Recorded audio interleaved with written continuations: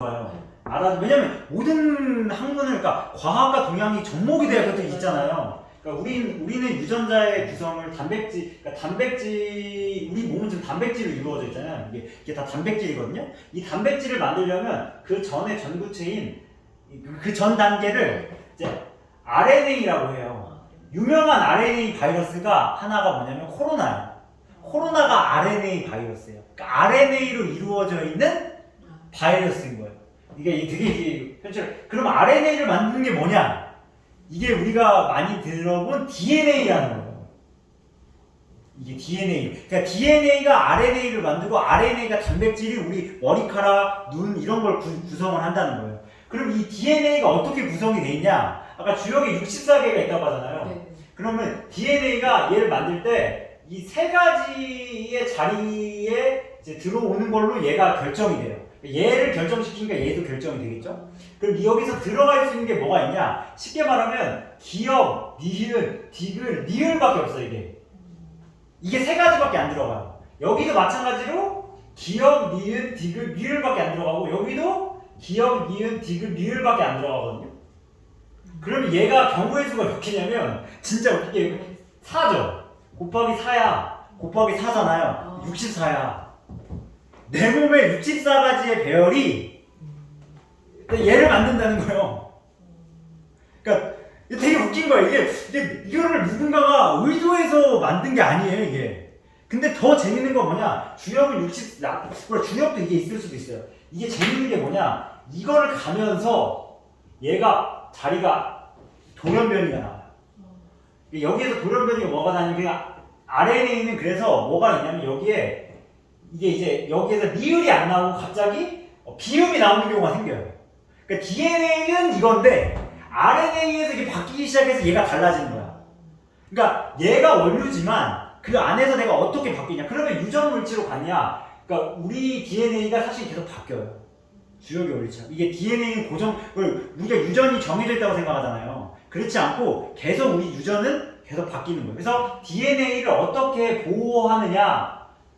그게 관점. 그러니까 이걸 어떻게 바뀌고 하느냐가 노벨상 하나씩 나오는 거예요. 그러니까 DNA 이제 왓슨과 크릭이라는 사람이 이제 구조를 규명해내고 처음에 DNA를 뭐라고 한 줄 알아요? 이거를 정크 프로덕트라고 했어요. 정크. 필요 없는 물질이다. 그냥 아무런 의미가 없는 줄 알았어요. 나중에 알고 보니까 와 이거 대박. 이게 인간의 근본이구나. 근데 여기서 또 웃긴 건 뭐냐? 또 과학자들이 안 보면 그럼 우리가 DNA라고 한 게 그러면 이게 예를 들면 이게 이 64개의 배열이 다 쓰일 것 같잖아요. 그러니까 DNA에 이렇게 한 줄이 있어요. 여러 가지 있겠죠. 그 배열이 있으면 정말 웃긴 게 이게 다 쓰는 게 아니라 이만큼만 여기에서 발현되는 거예요. 여기에서 단백질로 발현되는 게 10%라는 거야. 그 나머지는 뭐냐면 이걸 보호해주는 DNA라는 거야. 근데 더 웃긴 건 뭐냐? 얘가 어떻게 배열을 돼 있는지에 따라서 얘가 달라진다는 거야. 그러니까 실제로 쓰는 건 10%인데 안 쓰는 애들이 어떻게 위치를 바꾸느냐에 따라서도 그 10%가 확 바뀐다는 거야. 그러니까 아마 그래서 내가 지금 생각하는 것도 나중에 주역도 이런 부분이 있을 거란 말이죠. 왜냐면 이게 시작되는데, 그러니까 이거는 서양 철학에서 만든 결과물이라면 동양 철학에서 말하는 주석도 그런 게 있다는 건데 우리가 이제 여러 가지 그 공통점이 있는데 또 그렇다 보니까 느껴지는 바도 크고 그리고 또 배우는 게 뭐냐면 이 기억 리을이 참 웃긴 게 뭐냐면 얘네들이 에너지원의 전달체. 얘네가 없으면 에너지를 쓸 수가 없어요. 그러니까 우리가 말하는 에너지가 포도당이 따로 있는 게 아니라 얘네가 매개체가 돼야 돼요. 그러니까 유전 물질이 매개체가 되지 않고서 에너지를 쓸 수가 없어요. 인체는 그렇게 구성이 돼 있다는. 그러니까 과학의 신비인데, 그러니까 이게 이제 주어부터 여기서 나오는데 이런 것들을 잘 우리가 공부를 하다 보면 아마 동서양이 만나는 그런 그 시점이 분명 존재할 거고 이게 진짜 과학과 동양을 연결하는 게 아닌가. 왜냐면 이게 처음에 이것도 이거 필요 없는 거라고 생각했는데 전혀 그렇지 않더라고. 근데 이게 또 뭐냐면 이게 이 보호하는 서열이 어떻게 돼 있냐면 기억, 리을 이렇게 해서 되게 단순하게 반복돼 있어. 우리 공부는 반복이라고 하잖아. 얘는 반복돼 있는 서열이야. 그러니까 반복하지 않으면 이 서열이 이 서열의 의미상 공부는 방법, 뭐 그런 것까지 좀 약간 닮은성이 있는데 여기 있는 서열은 되게 무의미하고 반복적인 거야. 우리가 여기 오는 게 되게 무의미하고 반복적인 걸 수도 있지만 이 결정적인 10%를 정한다는 거야.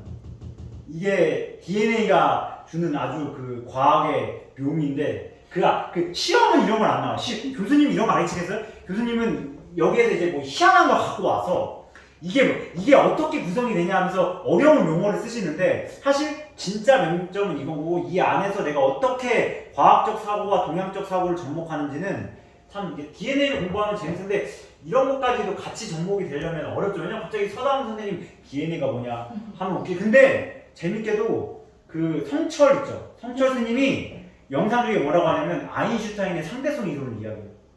보신 분들은 알 거예요.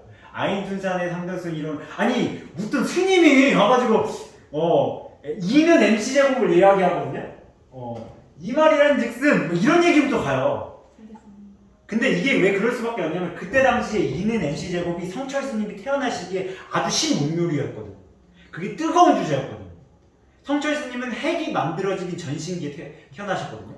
그러니까 얘가 이제 핵을 만드는 어떤 과정에서 핵분열해서 가는 건데, 그러니까 그 당시에 성인들은 스마트폰이 없고 책이 없어도 동서양을 막론하고 깨달으려고 무지하게 부단히 애썼다. 성철 스님도 하다못해 불교만 공부한 게 아니다. 그러니까 선생님 말한 것처럼 이런 고전도 계속 지속적으로, 왜냐면 우리는 과학 문명권에 살고 있기 때문에 이 과학 문명권을 어떻게 해야든지 동양의 그 축적된 문명권으로 흡수하는지가 저는 이 시대의 관건이라고 생각하거든요. 그러니까 그게 흡수가 되지 않으면, 그게 조화가 이루어지지 않으면 너무 서양으로 되니까 원자 폭발을 이런 게 가잖아요. 그러니까 이게 진짜 우리가 그 고전을 현실과 접하고 과학 문명권에 살고 있는 우리의 역할이 아닌가, 그런 생각이 그때 들어서 같이 이야기 나눴습니다. 혹시 이해가 되시나요? 그거보다 64이라는 게 되게 되게 섬뜩했는데. 그러면 저기 뭐지 DNA가요. 네. 환경적인 요인 때문에 DNA가 아까 그 네. 햇살을 넣었잖아요. 네. 그런 요인 때문에 그러는 건가요? 그러니까 여러 가지가 있는데 DNA가 이렇게 있잖아요. 그러면 이게 10%가 쓴다고 했잖아요. 네. 그럼 이 나머지 물질이 얘를 보호하는 게 있어요. 그게 보호하는 어떤 많은 유전 요인이 있는데 그거에 따라서 얘가 바뀐다는 거예요. 그러니까 갖고 있는 건 똑같은데 얘가 바뀌거나 혹은 얘가 좀 달라질 수도 있겠죠. 이게 지속적으로 바뀐다는 거. 그래서 무슨 이론이 있냐면 후성 유전이라는 게 있어요.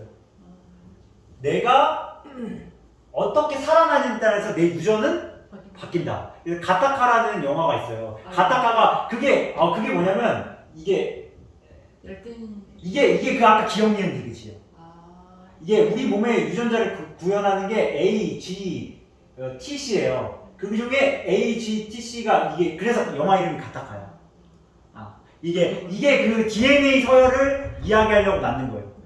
영화 보시면 딱 보거든요. 그게 그리고 여기에서 에너지의 정부체가 이 ATP라는 유명한, 이거 치면 바로 나오는데 ATP라는, 우리 몸에서는 대부분 ATP를 에너지로 써요.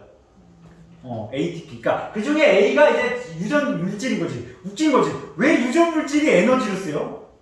이게 근데 나중에 듣는, 근데 이거를 알려준 선생님 나중에 동양 고전 공부하고 하니까 갑자기 왜 유전 물질을 에너지원으로 쓰지? 되게 이상하잖아요. 유전 물질은 유전 물질이고 에너지원인데 유전 물질을 꼭 에너지원으로 쓴다는 게 좀 저한테는 약간 최근의 이슈였어요. 최근에 막 달리기를 하면서 뛰면서 갑자기 든 생각이, 왜 유전 물질을 에너지원으로 쓰지? 그럼 내가 유전 물질을 어떻게 만드느냐에 따라서 내 에너지가 바뀐다는 말이구나 라는 걸 그때 딱 와닿아가지고, 그때는 이제 주력도 그때 당시 주력은 알고 있었어요. 64개가 64개라는 걸 알고 있어서 이게 분명 연관성이 있을 거라는 건 알고 있었지만, 이러면서 이제 사고가 이제 점차 유전은 계속 바뀐다, 정해진 게 아니다. 근데 우리 막 유전 염기서열 검사하서 태아도 막 검사하고 하잖아요. 그게 사실은 크게 의미가 없었어요. 왜? 계속 변하니까. 주력도 아까 한순간에마다 변한다 하잖아요. 유전 물질도 계속 변한다. 그래서 코로나 바이러스가 왜 멸종되기가 어렵냐? 얘가 RNA거든. 얘가 유전 물질이잖아요. 그게 계속 바뀌어. 치료제를 만들어도 바뀌어. 근데 얘가 왜 그냥, 얘는 딱 매개체야. 여기. 딱 중간에 있거든. 그러니까 얘를 거쳐야만 얘가 변동성이 큰 거죠. 그러니까 얘가 다 버라이어티한 거지. 그러니까 코로나 같은 바이러스가 방면이 되기 어려운 거예요. 근데 DNA 같은 바이러스도 있지만 대부분의 바이러스, 그래서 인류의, 이건 가설이긴 하지만 인류의 조상을 RNA라고 하는 사람들이 많아요. 왜? RNA가 DNA도 가고 단백질로도 가니까. 그러니까 RNA가 우리의 조상일 것이다 라는 말이 있어요. 쉽게 얘기하면 RNA와 DNA는 이제 이건 뭐 알아두면 DNA는 더블 스트랜드라고 이게 두 개거든요. 그 선이 두 개예요. 근데 RNA는 선이 하나야. 그래서 얘는 이제 하나거든요. 그래서 얘는 더 안정적이지만 근데 우리 몸이 왜 DNA를 유전 물질로 정했냐? 왜 RNA도 될 수 있잖아요. 이것도 이제 이슈가 됐어요. 이런 게 이제 이건 이제 과학적으로 이제 공부를 해보면 되게 좋고 이런 것도 안다고 하면 이제 젊은 애들은 20대들은 생물을 공부하면 이건 다 기본이거든요. 그러면 이제 젊은 애들하고도 의사소통을 할 수 있는, 그러니까 젊다기보다 이제 학생들도 이걸 안 하면 수능을 볼 수가 없는 구조이기 때문에 하여튼 여기까지 어떻게든 넘어왔는데 하여튼 재미가 들으셨나요? 하여튼 너무 혼자만 얘기한 게 아니라 우리가 코로나 바이러스가 이제 일상생활이 됐으면 코로나가 어떤 바이러스인지는 알아요. 그냥 감기야? 이게 아니라 정말 우리 삶을 바꿔놓고 하는 그 바이러스가 어떤 의미를 갖고 있고 그렇기 때문에 우리가 왜 고생받는지도 한번 생각해보면 그러니까 그 중에 RNA 바이러스라는 건 정말 의미가 있는 거다. 그렇기 때문에 박멸하기 어려운 거다도 이제 좀 느낄 수 있었던 거. 하여튼 이렇게 뭐 중간중간 이렇게 넘어가서 선생님 말씀 주신 것처럼 주역도 나중에 시간이 되면 뭐 논어에도 아마 주역이 나오고 공자가 이제 내가 나 시간이 더 있으면은 주역을 공부했으면 뭐 이런 말이 나오잖아요. 그러니까 이 안에서도 많은 이야기들이 할 수 있겠습니다. 하여튼 여기까지 하고 여기까지 끊고 또 갑자기 또 너무 다른 내용을 했었던 것 같아서 이런 내용도 한번 여러분들이 알면은 상식으로 좀 도움이 되지 않을까 싶습니다.